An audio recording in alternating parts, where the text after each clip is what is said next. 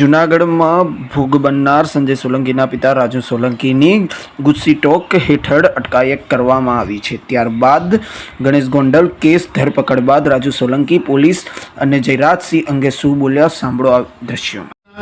મને અને મારા બે દીકરાઓને પકડાશે. હું ગોંડલ ગણેશ અને જયરાજસિંહ વિરુદ્ધમાં જે લડાઈ કરું છું એ બાબતમાં મને ખોટી રીતે પોલીસે મારા દીકરાને મને પકડાશે. જયરાજસિંહ પાસેથી કદાચ પૈસા લીધા હોય એવું મને લાગે છે.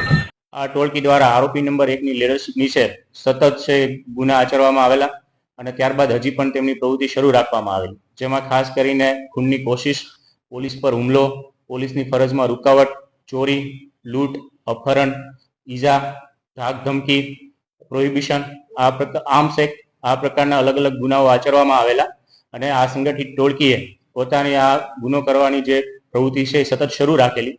આ બાબતે અન્ય 4 આરોપીને રાઉન્ડ અપ કરવામાં આવેલા છે, જે પૈકી આરોપી નંબર 1 રાજુ બાવજીભાઈ સોલંકી, તેના વિરુદ્ધ કુલ 12 ગુનાઓ છે. આરોપી નંબર 2 જયેશ ઉર્ફે જવાબ બાવજીભાઈ સોલંકી, તેના વિરુદ્ધ કુલ 9 ગુનાઓ રજીસ્ટર થયેલા છે. આરોપી 3 દેવ રાજુભાઈ સોલંકી, તેના વિરુદ્ધ 2 ગુનાઓ. આરોપી નંબર 4